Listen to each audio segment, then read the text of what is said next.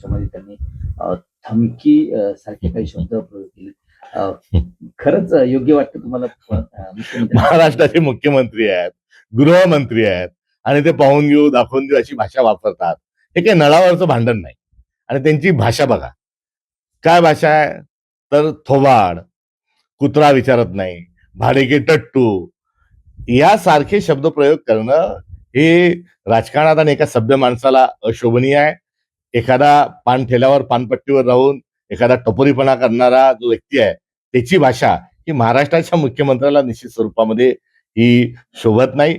मुळात त्यांनी जी केलेली टीका आहे आणि विशेष करून जी काँग्रेसच्या आणि माझ्या अनुषंगाने जी केलेली टीका आहे त्याची दोन कारण आहेत.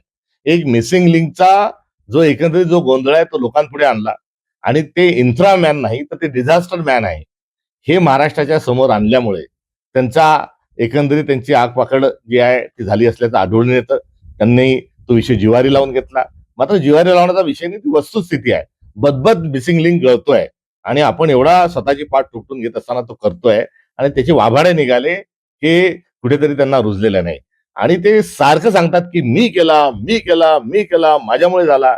मला त्यांना अत्यंत विनम्रतेने सांगायचंय की अहो तुम्ही केला म्हणजे काही तुमचं शेत विकून, तुमचा वाडा विकून, तुमच्या काही परिवाराचे दागदागिने विकून हा काही मिसिंग लिंक केलेला नाही.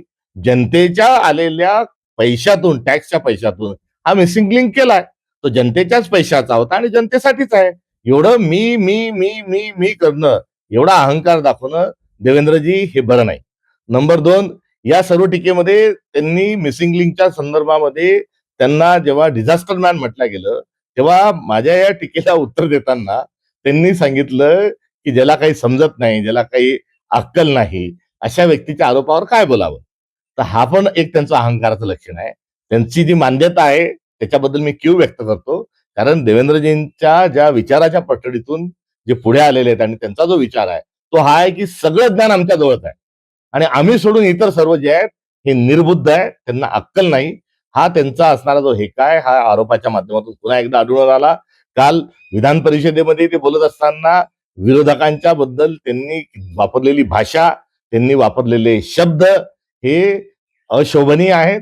हे अत्यंत मी पुन्हा एक उल्लेख करेन की नळावरच्या भांडणाच्या अनुषंगानं कुठेतरी हा त्यांनी केलेले आरोप आहेत. त्यांची देहबोली, त्यांचे शब्द, त्यांचा आवेश मी त्यांना काय सांगायचं नेमकं हे काही समजत नाही. राहता राहील त्यांनी पाहून घेऊ आणि कुठेच दिसणार नाही विरोधक आरोप करणारे हे त्यांचं जे वक्तव्य आहे या वक्तव्याचाही आशय जो आहे हा मला त्यांच्या पक्षाशी आणि विचारधारेशी जोडू द्या.